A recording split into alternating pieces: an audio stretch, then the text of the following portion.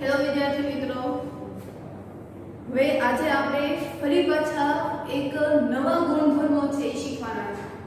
અગાઉના લેક્ચરમાં આપણે સરવાળા માટેના ગુણધર્મો જોયા, ત્યાર પછી ગુણાકાર માટેના ગુણધર્મો જોયા. તો હવે એના પછી ભાગાકારના ગુણધર્મો છે એ જોવાનો છે.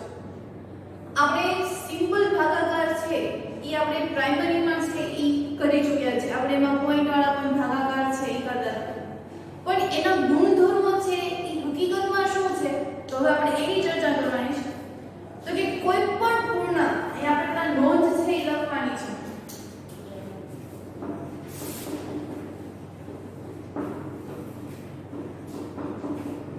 કોઈ પણ પૂર્ણાંક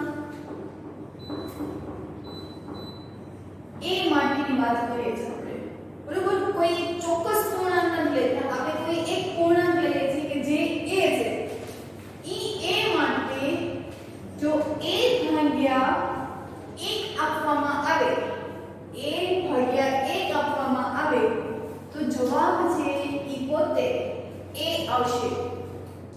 કેવી રીતે સમજીએ તો કે દાખલા તરીકે હું અહીંયા a તરીકે 3 લઉં છું, તો 3 ભાગ્યા 1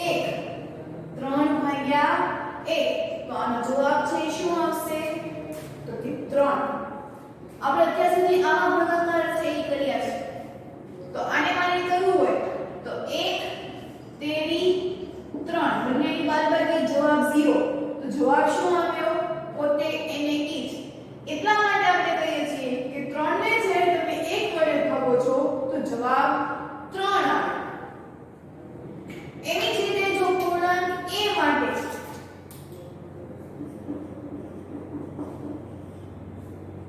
કોઈ પણ પૂર્ણાંક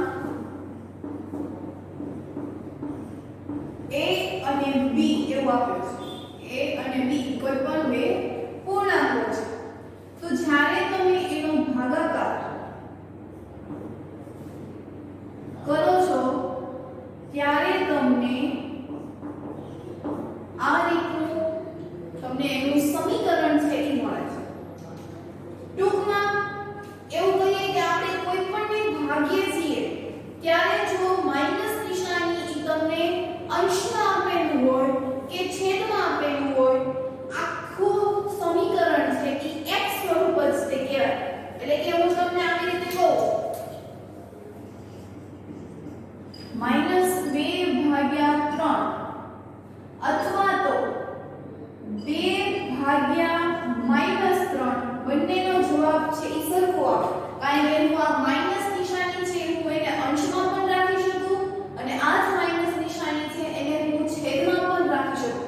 એટલે હું આ બંને છે એ એક સમાન થયા. પછી કે જ્યારે કોઈ આપણે પૂર્ણાંક સંખ્યા છે એને જો તમે 0 વડે ભાગો છો, ખાસ યાદ રાખજો, આમાં મોસ્ટ ઓફલી બધાને ભૂલ થતી હોય છે કે કોઈ પણ પૂર્ણાંક સંખ્યાને જો તમે a વડે ભાગો છો તો એનો જવાબ છે એ વ્યાખ્યાયિત નથી એવો જવાબ આવશે, કે એને આપણે ઉકેલી શકતા નથી. તમે તમારા ફોનમાં કોઈ એક રકમ લેજો, 3 લેજો, કોઈ પણ સંખ્યા છે એ લેજો, એને તમે 0 વડે ભાગશો તો તમને તેમાં એરર છે એ બતાવશે, કે એનો મતલબ એવો કે આપણે એને ઉકેલી શકતા નથી. એટલે એટલા માટે વૈજ્ઞાનિકોએ તેને અવ્યાખ્યાયિત કીધું છે. એટલે કે કોઈ પણ પૂર્ણાંક સંખ્યા માટે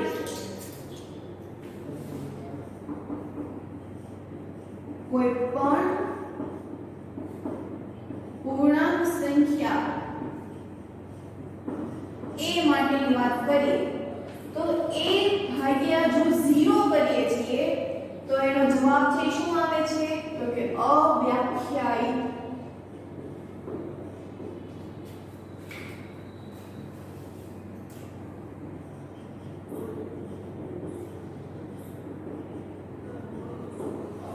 એને આપણે ચોક્કસ આન્સર છે એ જવાબ આપી શકતા નથી.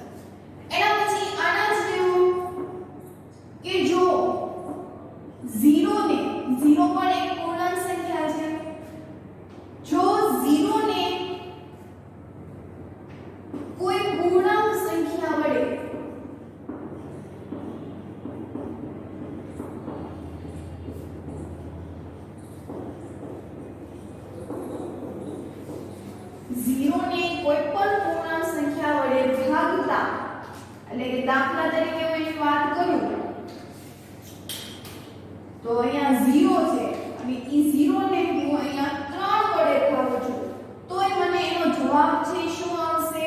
કે 0. અહીંયા જો a ભાગ્યા 0, a એટલે કોઈ પણ સંખ્યા લઈ લો, દાખલા તરીકે 3 લઈ લો, તો અહીંયા શું થાય 3 ભાગ્યા 0. તો 3 એટલે આપણે સિમ્પલ ભાગાકાર કરવો હોય તો આ રીતે થાય. તો આપણે એને ભાગાકાર કરી શકતા નથી. પણ એવી જ રીતે જો 0 ને કોઈ પણ પૂર્ણાંક સંખ્યા વડે ભાગશો તો એનો જવાબ છે શું આવશે? તો કે 0 છે એ આવશે. તો કે 0 ભાગ્યા 3 હશે તો એનો જવાબ છે શું આવશે? 0. આ બંને ખાસ નિયમો છે એ યાદ રાખવા કે કોઈ પણ પૂર્ણાંક સંખ્યા a માટે a ભાગ્યા 0 એટલે કોઈ પણ સંખ્યાને 0 વડે ભાગીએ તો જવાબ અવ્યાખ્યાયિત આવે અને 0 ને કોઈ પણ પૂર્ણાંક સંખ્યા વડે ભાગીએ તો જવાબ છે એ શું આવે છે? તો કે 0 આવે છે. તો અહીંયા આપણે એના થોડા ગુણધર્મો છે એ જોયા, તો તેને આધારે આપણે હવે થોડા દાખલાઓ છે એ કરવાના છે. બાકી વચ્ચે આવતા જશે એ ગુણધર્મો એમ આપણે શીખતા જશું. તો હવે સ્વાધ્યાય તમને આપ્યો છે તો એમાં પહેલો પ્રશ્ન તમે જોશો તો એ પહેલા પ્રશ્નમાં તમને આપ્યું છે કે -30 ભાગ્યા 10.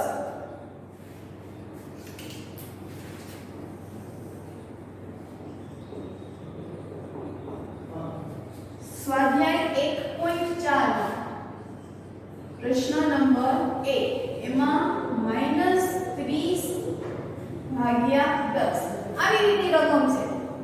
તો આમાં આપણે શું કરશું કે ભાગાકારની નિશાની આપી છે એટલે કે -30 એના છેદમાં આપણે 10 લખશું. શું લખશું? 10. અને હવે આપણને આપે છે કે 10 એકા 10, 10 તેરી 30. એટલે જવાબ આવ્યો 3. માઈનસ નિશાની છે એટલે કે -3. એટલે કે -30 ભાગ્યા 10 તો એનો ભાગાકાર કરીએ તો જવાબ જો -3. એટલે ત્યાં કયો ગુણધર્મ વાપર્યો? બીજો, કે આ માઈનસ નિશાની છે એને હું એને ક્યાં લઈ જઈ શકું?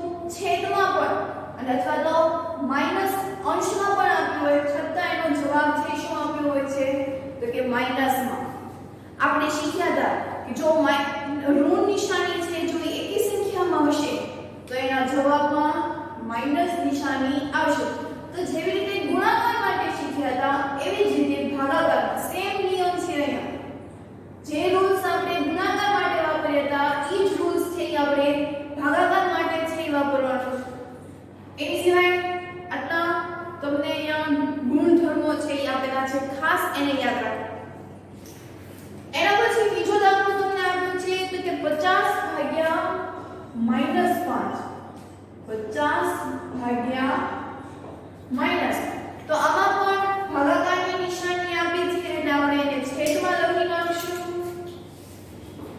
એટલે 50 ભાગ્યા -5. અહીંયા માઈનસ નિશાની છે એ છેદમાં આપી છે એટલે ત્યાં ફરી પાછો આ ગુણધર્મો વપરાયો. તો એમાં પણ 5 એકા 5, 10 પંચા 50. જવાબ આવ્યો 10 છેદમાં -1. મેં હમણાં જ એવું કીધું કે માઈનસ નિશાની છે એ છેદમાં હોય કે અંશમાં હોય એ આખું માઈનસ વાળું ગણાય છે. એટલે જવાબ આવશે -10. અને કોઈ પણની છેદમાં જ્યારે 1 આપેલો હોય છે ત્યારે આપણે 1 ને ગણતા નથી. એના પછી ત્રીજો તો કે -36 ભાગ્યા -9. -36 ભાગ્યા -9. તો આમાં પણ ભાગાકાર આપ્યો છે એટલે છેદમાં લઈ લેશું. તો -36 ભાગ્યા -9. જો અહીંયા માઈનસ નિશાની છે એ બે વખત છે એટલે આપણને ખબર પડી ગઈ કે જવાબ છે શેમાં આવશે? પ્લસમાં. એટલે આપણે એને છેદ જોડાડીએ તો 9 એકા 9, 9 ચોક 36. ના માઈનસ માઈનસ છે એ ઉડી ગયા, બે સરખા પદ હોય એ પણ ઉડી જાય, કેન્સલ થઈ જાય. તો અહીંયા જવાબ આવ્યો 4/1 એટલે એનો જવાબ આવ્યો 4. એટલે કે અહીંયા તમે જુઓ બે ઋણ નિશાની હતી એટલે ઋણ પૂર્ણાંકોની સંખ્યા જો બેકી સંખ્યા હોય તો એનો જવાબ છે એ પ્લસ આવે. ઋણ પૂર્ણાંકોની સંખ્યા જો એકી સંખ્યામાં હશે તો એનો જવાબ છે એ શેમાં આવશે? તો કે માઈનસ. માઈનસ 49 ભાગ્યા માઈનસ 49 ભાગાકાર આપ્યું છે એટલે આપણે એને છેદમાં લખી નાખશું. તો હવે આ જો અંશ, આને શું કહેવાય છે આપણે? અંશ. નીચે છે શું કહીશું? છેદ. તો જ્યારે અંશ અને છેદ બંને સરખા હશે ત્યારે એ કેન્સલ થઈ જશે અને એનો જવાબ છે એ 1 આવશે. આ ક્યારે થશે? કે જ્યારે અંશ અને છેદ બંને કેવા હશે? સરખા. એટલે એ બંને કેન્સલ થઈ જશે એટલે 49 ભાગ્યા 49 એટલે જવાબ છે શું આવે? 1. આપણે સિમ્પલ ભાગાકાર આવી રીતે કરીએ તો એમાં પણ આપણે શું કરતા હતા? 49 એકા 49 0 0 તેનો જવાબ છે શું આવ્યો? 1. તો એના પરથી આ ખ્યાલ આવ્યો. તો આવી રીતે આપણે એનો છેદ છે એ ઉડાડી શકીએ છીએ. તો હવે એના પછીનો પ્રશ્ન છે એ આપણને બહુપદી સ્વરૂપે આપ્યું છે કે પહેલા તો આપણે એનો બીજો કૌંસ છે એનો ઉકેલશું અને પછી એનો ભાગાકાર છે એ કરશું.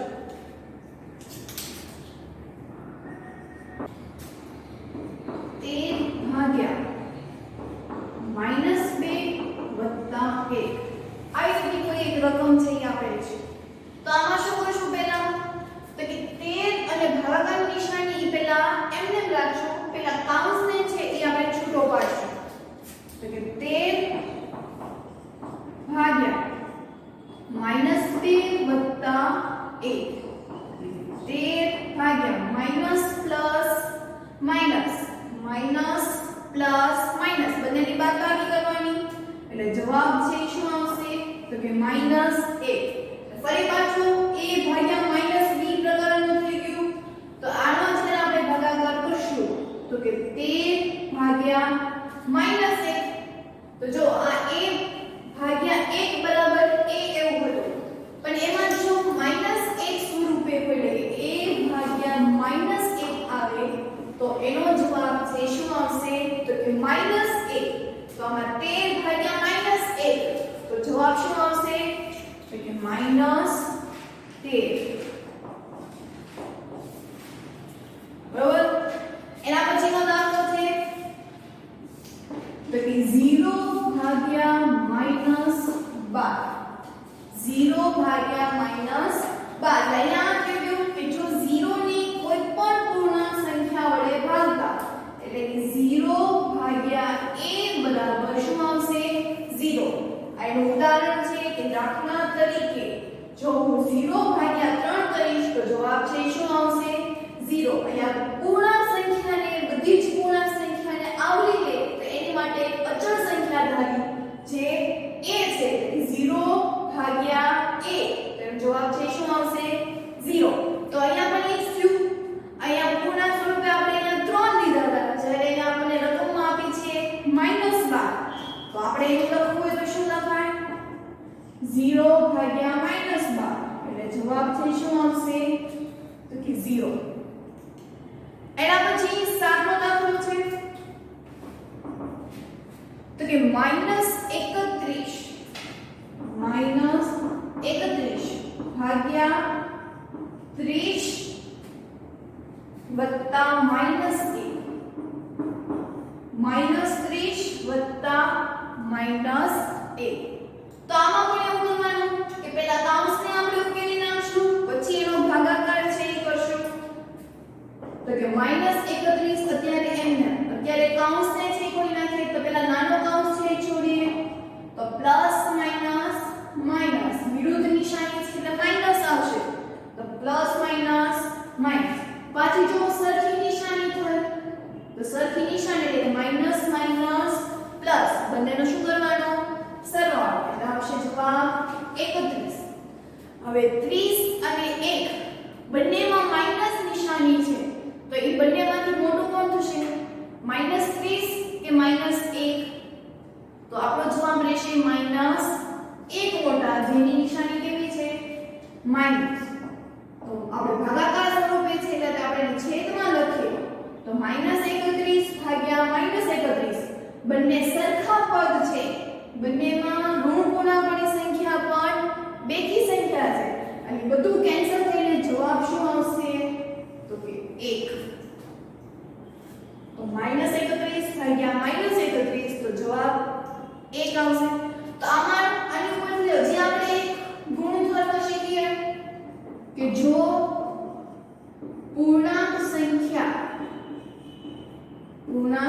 સંખ્યા a ને a વડે ભાગતા એને a વડે ભાગતા એટલે કે a ભાગ્યા a તો જવાબ છે શું આવશે 1 એટલે કે બંને સરખા હશે 3 વડે છે તો 3 વડે જ ભાગતા જવાબ છે શું આવે 1 6 સંખ્યાને 6 વડે જ ભાગીએ તો જવાબ છે શું આવશે 1 તો એવી જ રીતે અહીંયા -31 ને જો -31 વડે ભાગીશ તો એનો જવાબ છે શું આવશે 1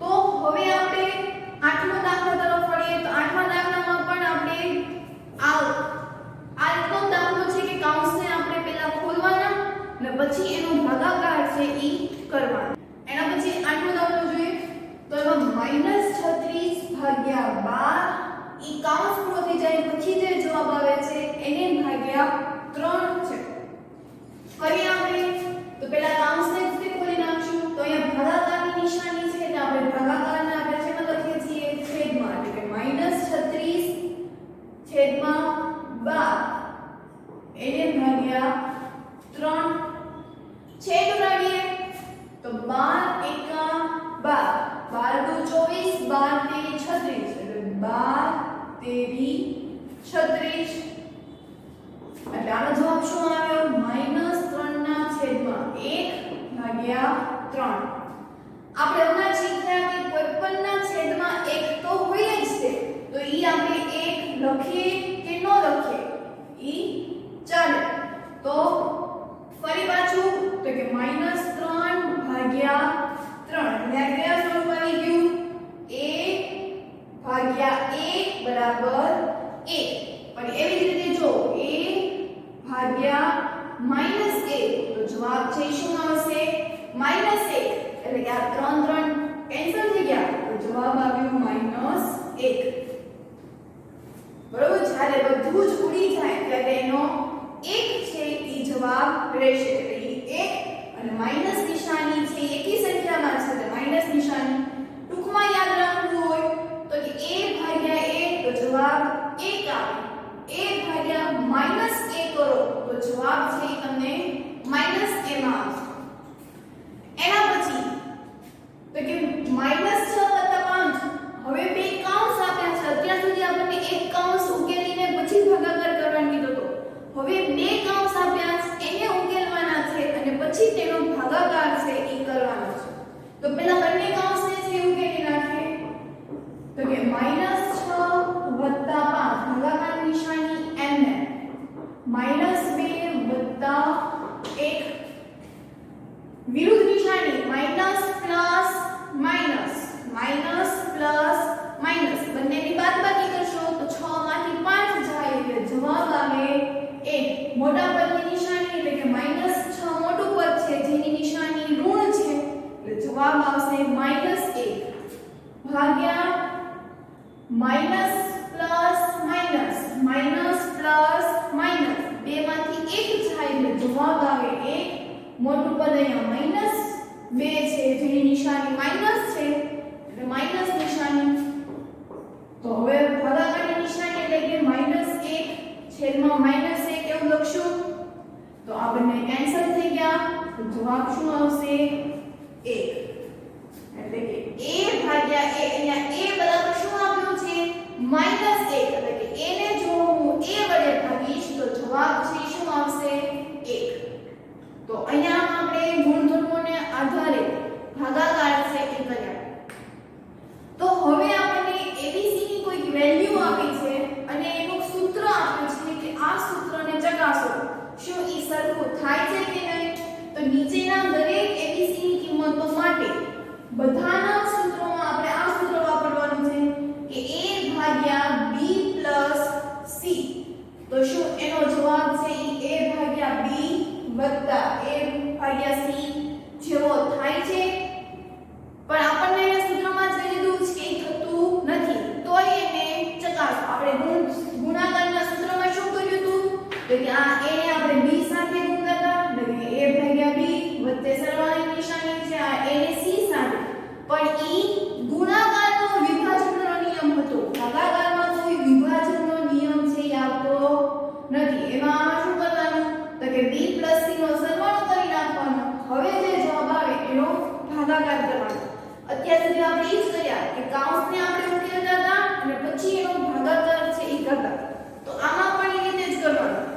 પહેલા બંનેનો સરવાળો કરવાનો અને પછી એનો ભાગાકારથી કરવાનો. પણ અહીંયા આપણે કીધું કે આ ચકાસો, કીધું છે કે આ ખોટું છે, પણ તોય આપણે એને ચકાસીને કહેવાનું છે કે હા ભાઈ તું સાચો છો.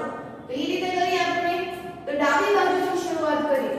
તો ડાબી બાજુનું આપણને સૂત્ર આપ્યું છે a ભાગ્યા b પ્લસ c. કિંમત મૂકી દઈએ. તો a બરાબર 12 આપ્યું છે, ભાગ્યાની નિશાની, b બરાબર -4, c વત્તા c બરાબર 2 આપ્યું છે. એટલે કે minus plus minus, minus plus minus, એટલે કે 12 ભાગ્યા બાદબાકી કરશું એટલે કે 4 માંથી 2 જાય એટલે 2 માઈનસ નિશાની એટલે 4 છે એ મોટા છે, જે માઈનસ છે એટલે કે -2. ભાગાકાર સ્વરૂપે લખવું હોય તો 12 ભાગ્યા -2. તો હવે 2 ના ઘડિયામાં 12 આવે તો કે હા 2 6 12. તો 2 એકા 2, 2 6 12. જવાબ શું આવ્યો? તો કે 6 ભાગ્યા -1, 6 ભાગ્યા -1. હવે આ જે ઋણ નિશાની છે એને હું અંશમાં લઈ જાઉં તોય ચાલે, છેદમાં લઈ જાઉં તો પણ ચાલે. એટલે એનો જવાબ આવશે -6 છેદમાં 1. તો આપણે છેદમાં 1 લખતા નથી એટલે એનો જવાબ આવ્યો માઈનસ. ડાબી બાજુ આવે -6. હવે આપણે જમણી બાજુ છે એ જોઈએ કે સરખું થાય છે કે નહીં. તો a ભાગ્યા b વત્તા a ભાગ્યા c. તો a બરાબર 12 ભાગ્યા 4 વત્તા 12 ભાગ્યા 2. અહીંયા -4. ભાગાકારની નિશાની આપી છે એટલે કે 12 ભાગ્યા -4 વત્તા 12 ભાગ્યા 2. 4 એકા 4, 4 તેરી 12. ડાયરેક્ટ લખું છું. હવે -3 નિશાની લખવાની ભૂલવાની નહીં. નિશાની પહેલા લખી નાખવાની. અહીંયા માઈનસ નિશાની દેખાય એટલે કે -3 વત્તા 2 એકા 2, 2 6 12. અને જવાબ છે શું આવ્યો? તો કે +6. તો કે અહીંયા plus minus minus, plus minus minus અથવા તો માઈનસ પ્લસ માઈનસ. બાદબાકી કરવાની. 6 માંથી 3 જાય એટલે 3. મોટું પદ 6 છે જે પ્લસ છે એટલે અહીંયા નિશાની છે એ આવશે નહીં. તો અહીંયા તમે જો ડાબી બાજુ -6 આવ્યું, જમણી બાજુ 3 આવ્યું. એટલે એવું કહી શકાય કે a ભાગ્યા કૌંસમાં b વત્તા c does not equal to એટલે કે બંને સરખા નથી. આપણે લખીએ છીએ કે ડાબા બરાબર જમા, ડાબી બાજુ બરાબર જમણી બાજુ, પણ અહીંયા એવું કઈ થયું જ નહીં. તો આપણે શું લખી શકાય કે ડાબા does not equal to જમા, કે આ બંને સરખા થયા નહીં. તો આની જ જેવો બીજો દાખલો છે એ તમારે હોમવર્કમાં જાતે છે એ કરવાનો છે. એમાં પણ તમારે ચકાસવાનું છે. એમાં પણ તમારે abc ની વેલ્યુ છે એ આ જ સમીકરણમાં મૂકવાની છે. તો હવે હોમવર્કમાં ગુણધર્મો લખવાના, ત્યારબાદ ફેરબુકમાં જેટલા પ્રશ્નો કર્યા છે એ બધા પ્રશ્નો છે એ લખવાના છે. ફેરબુકમાં પણ આવી જ રીતે નોંધ કરીને તમારે લખવાની છે. ઉદાહરણ લખ્યા છે તો એ રીતે ઉદાહરણ પણ લખવાના છે. તો અહીંયા આપણે આજનો લેક્ચર છે એ પૂર્ણ કરીએ.